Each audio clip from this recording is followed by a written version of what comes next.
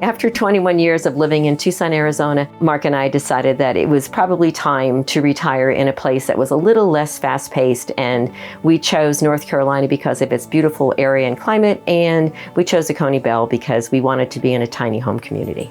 Welcome to my kitchen. I am a kitchen person, always have been. It's my favorite room in the house.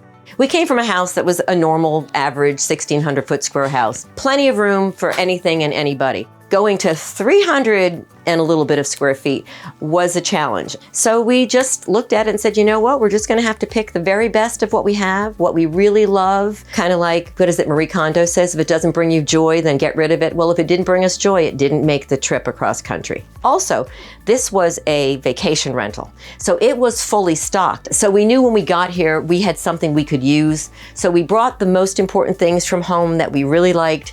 We figured we'd use what was here, and then if it worked, great. If it didn't, we'd just replace. So slowly we've replaced with some of the things that we like better, but still it was a very hard thing to take apart a very large kitchen when you're a cook like I am and have to downsize. But it was not impossible. We have what we need. It's not cluttered, and I'm content with this. I can work with this. It does have full-size appliances. I do like having a full-size stove. I love cooking and I love gas. I've had electric cooktops before, which are very nice, but I really like gas. And I love having the center gas element so I can put my griddle on it, so we have a nice way to do eggs or pancakes or French toast or whatever. I really like this, and it's not built in, which means I can clean it a lot easier. So this is great. Also, we had to replace the gas oven because it wasn't working well, and so this is pretty similar to what we had, but it is so hard nowadays to find a range with a bottom drawer. You know, usually they're filled with the broiler. I'm not a broiler person. If I'm gonna do broiling, I'll go outside and grill. So it was really hard to find a gas stove that was what I wanted with a storage drawer. So I love this stove, makes me very happy. The microwave is huge. I don't microwave a lot, it's usually just a reheat, but I know people do cook in microwaves and maybe a bigger one would be better from them. I would have rather had a smaller one and had a little bit more space, but that's neither here nor there. This is what we have. The one changes with the kitchen of this size in a tiny home is you do have to adjust how you cook a little bit. I mean, I don't cook big meals anymore, so I don't need the big pots, and I don't do a lot of fancy cooking, so I don't need the blenders and the choppers and the KitchenAid mixers and all that. But it's fine. I mean, we're living simply here, and we're spending much more time doing other things other than being in a kitchen. So we just do basic meals, we're happy with them, and it works. The fridge is pretty much almost to full size. It's good. It's way better than some other, tiny homes have. It is probably a third of the size I had. So it does limit what we do, and being that I do love to cook and I do shop a lot, it is always packed. So I'm often taking a million things out to find the one thing I want because I've got it so full. So yes, shopping has changed. The way I cook has changed. I cook many more simple meals now, just, more basic, still good, but basic. And I do shop once a week. Unfortunately, this refrigerator, the door is facing the wrong direction and cannot be changed. This should open this way for me so I could be all right here doing everything. And instead I have to walk all the way over here, open it up and take it out, walk back. So this, when we replace it, will definitely get changed. But size-wise for two people, it's good, it's fine. And the sink is nice, it's deep, it's easy to wash dishes. But again, we're two people. We don't have a lot of dishes. And I love our coffee maker because Mark can have his drip coffee, which he likes, and I can have my espresso, and it foams milk, which is like really luscious. So this is my little favorite thing. I like a bright kitchen, and I like a lot of light in my kitchen, and I wish there was a little bit more light on this side of the house because the sun is coming from that side over. But I'm very thankful for this window and this nice sink and this flat working area. The most important thing, especially since this kitchen is the focal point when you come in this house, that it's neat and clean and uncluttered. I want people to walk in and feel welcome, like, oh, this is a nice, spacious area, even though it's not really all that spacious. So we try to keep our kitchen always neat, clean, and uncluttered as best as we can. In tiny homes in general, storage is key. It has lots of cabinets, uppers and lowers. They're very creatively built to kind of use every little nook and cranny. I do store things up top because it's got a good top up there. We have some storage here where there was obviously very little pantry storage in this setup. So my husband built these really nice pine cabinets. I have one here, one there, and that allows me to store more of our food, even though down here, every little nook and cranny is filled with something. I mean, we have left no space untouched. I also have this little flip-up table, which is very important to me because that's where I have my coffee or tea, maybe read a book, maybe do my computer work up here, and yet it's out of the way because we just don't want to have this place be cluttered, because the kitchen is, when you walk in, you want to make it feel spacious. And of course, we have Stella, and so Stella has to have her eating section and she has to have her sleeping section, so she shares the kitchen with us. We have 2 mini splits, one in the upstairs bedroom and one in this secondary loft for heating and cooling, and they're electric, obviously. And I was very concerned living in a cold climate that we could lose power. So I wanted a backup heating system. And since we had gas for the stove, it made sense to do a gas wall heater. And this little heater, not only is it out of the way, but it will blast you out of this house. And it has a thermostat, so you can set it and sit over there and just be comfy. And because our mini splits are so high, we have a hard time getting heat down in this area of the house. So this really has saved us. I like it a lot, and I think it's fairly economical, especially since you don't use it that much. So this is our everything room. This serves as our coffee table when we're sitting here reading or on occasion watching TV, which is rare. And it also has a piano hinge, so it lifts up, and we will sit here and it will be our dining room table. This used to have, for eating purposes, a very thick piece of wood here as a table. It did not fold down. It was permanent and it was in the way all the time. But I understand, you know, some people like to sit in front of a window with a high stool and they like to eat here rather than eating on this kind of a table. Instead, Mark took that off, he cut it, and he made 2 floating tables on either side. And he wired up electronic cables so we can charge. So we have these nice end tables for putting a hot drink, putting your book down, charging your iPad or whatever you want to charge. And that's been very, very convenient. And, you know, sometimes if we have somebody come to visit for a meal, we'll have them sit here, which is kind of cozy. It's a comfortable space. It's bright. I wish we had a little bit of light on this wall because I like a lot of light, but it works. And the couch is comfortable, and we spend a lot of time here when we're inside. The only other place to really eat is if we have nice weather and we go out on the deck, which is great because I love being out there for food, but this works. Well, you know, Mark and I weren't necessarily looking to downsize to a tiny home, to be quite honest with you. We did it because of being close to family and because my sister is in this community and I'd been here previously. I liked the community, I liked the area. It was not easy because at any time there could be 5 homes for sale or could be no homes for sale. And in this community, it's very popular and a lot of people want to live here. And that's been the case since it opened, I think, in 2018. So when we moved here, there were only 3 or 4 houses for sale and a lot of them just didn't fit. My sister found this one and thought it would be a good fit for us. And we liked the layout. And we thought, you know, we could do that. The community, to me, at this point in my life, that and living more simply and having a smaller footprint and not having it cost as much to live in a huge house, all of that together made this a good choice. The other thing we had to adjust to is the fact that we don't own our land. We are renters. And as most renters probably feel the same thing, you kind of are in limbo. You're hoping your rent's going to be affordable and it's going to stay affordable because these houses, even though they're on wheels, I don't believe the bigger ones move well. So when you buy them, you pretty much come in, you stay where you are, and when it's time to leave, you sell. But I do wish that we could have owned the land. I would just feel we would have better control at our age of our finances if we knew that we paid for the land and we were not going to have to pay anything in addition. You could certainly put a tiny home on your own land somewhere, but you would not have the community. And one other thing to consider is, because these homes are built on RV bases, you know, trailers, they require a little bit more attention and they're not a conventional home. And the only thing I would say is you really need to, I think, have the building itself looked at. I really think that inspections, we were told, just aren't done in tiny homes. When you buy a conventional home, that's the first thing you do. Your realtor will say, we're going to do an inspection so the buyer knows what they're getting and you're going to have to tell them what's going on.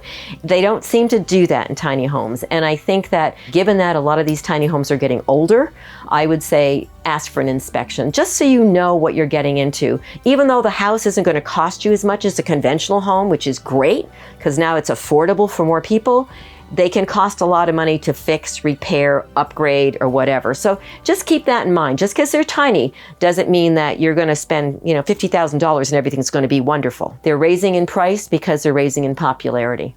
And the last thing I would suggest highly is try to live in one for a while. Try to rent one. I spent time in my sister's, which was great. It gave me a sense of not only this community, but what it was like to live tiny. But here we have vacation rentals, and there are so many people that buy in here because they've rented in here and they've met people and they've been in a tiny house and they said, this is doable, I can do this. Or they may say, oh no, community's great, the area's great, but I can't live in one of these 300-foot houses. I just can't do it. I can't downsize enough. So definitely do your homework on your area, on the communities. It's a long process, but I think it's worth it. I think you'll be happier if you do the research up front. So after you leave the kitchen, you come down the hallway a very short distance, and on the left is our bathroom, which is very tiny.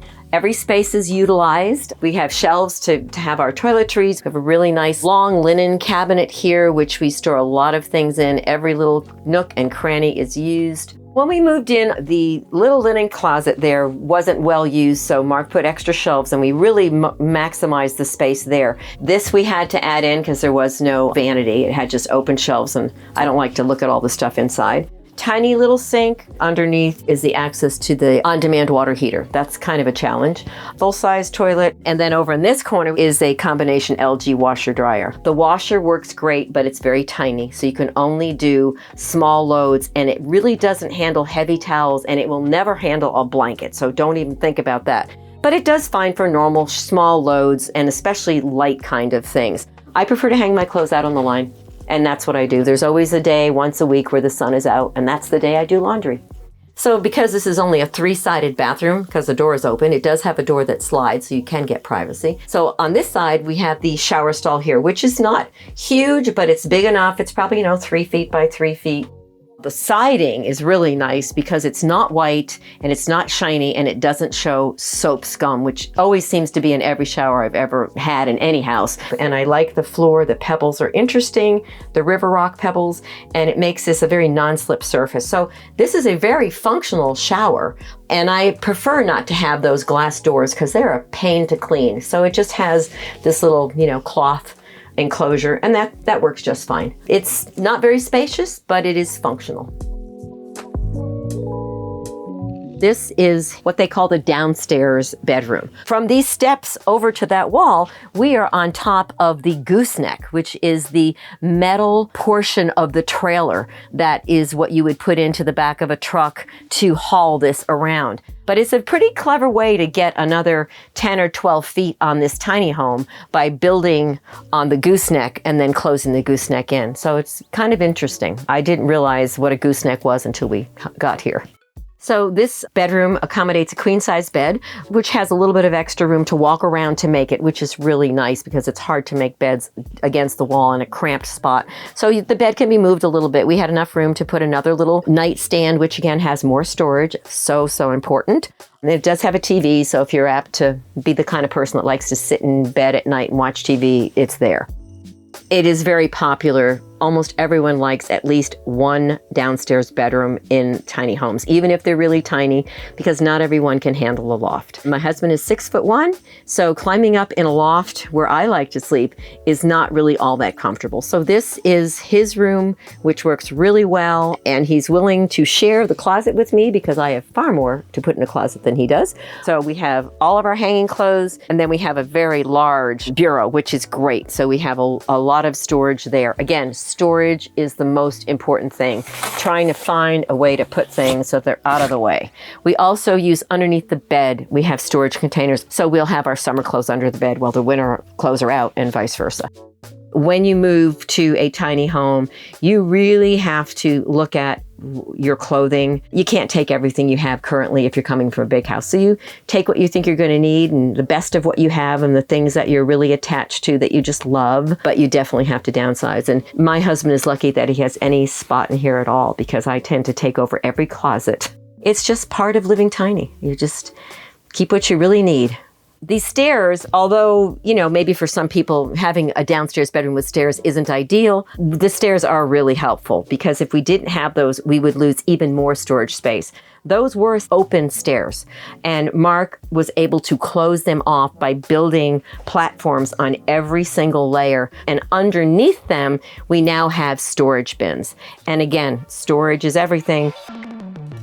So when you come in the house, above the kitchen, there are two lofts. There's a loft on the right of the kitchen, and that is pretty much an auxiliary small loft. We use it for storage only, try to keep it kind of neat and clean, because also we don't want to block the heat from the mini split, which is up there. And we don't want to look at any kind of clutter. So it's not used for much. It could be livable. We just don't choose to use it. But behind me is what I consider the master loft, and this is where I sleep. It's very spacious. It's got plenty of room for me. Of course, I'm not tall, but it does not feel claustrophobic in any way. I love the windows. I can look outside on either side. I can see the sunrise over here. I can see the sunset over there. I can see the stars at night. I really like it. It feels very open and spacious. And I also like to be up high. I can look down into the kitchen and look over to the master bedroom over there. It's just cozy and fun, and I really enjoy it. It's one of the things that I like in all the tiny houses, and I would always want to be in a loft no matter what tiny house it was. It is nothing in terms of storage. So as you can see, I have boots in front by the railing here. I have purses and things against the windows, and I have two of these tables, one on each side. I do have a fan, which is really helpful because this loft does get warm. And I like to sleep in a cool area, so I'll either open up the windows or I'll run the fan. I try to keep the two sides of the bed open because it is really difficult to make a bed in a loft. So this is my gymnastics activity once a week, to crawl around here and change the bed and tuck everything in. It is a challenge, but I feel that it keeps me limber and keeps me active, so I don't mind it at all. I just hope I can do it for the years that we hope to live here. This is our wonderful spacious deck, which we love. We spend a lot of time out here. In the summer, we have a sun sail that we put over to give us a little extra shade. We've got beautiful trees and bushes that, when the foliage is out, provides lovely shade in the late afternoon. So it's a very nice, livable space for us. The house is about 9 feet wide and it's 36 feet long. I guess if you do the math, it's like 320 square feet, which is a pretty good size. When this house was first built in 2019, it was called a live edge. So it was a wooden boarded building. Very cool, but very high maintenance. When we got here, not only did we want a facelift and we wanted a more modern look, but we wanted something that would be low maintenance. So Mark chose to do this really nice metal board and batten. We put the bright doors and chairs up here to make it look just fun. We also were able to, in this community, you can have a shed. In addition to storage, Mark needed a place to work, because as you can see, there were many things in this house that he did, he built, he designed, and he had to work outside many days in awful weather on this porch. Now he has a proper shed with lighting, with a workbench, with storage, and all his tools are in there. So he can now do what he wants to do and be undercover. It was really a game changer, and it took us a long time to get it, but it is a nice thing about the community that you are allowed to have an outbuilding provided you stick to a certain size. I personally think that given the housing market, living in a smaller footprint in a smaller home just makes it so much more affordable. Many, many, many young people especially can barely have enough money to, do their daily expenses and their rent, let alone set aside money for a house. These houses are affordable.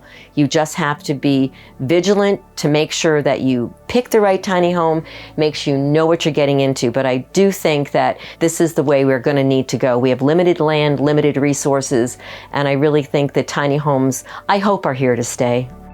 It feels like retirement. Not that it didn't before, but it just, the lifestyle seems simpler and slower. And to me, it just feels good. So I would like to thank you for coming and visiting my tiny home. We're very proud to show it. We love being here, and we hope that you can find your happy space.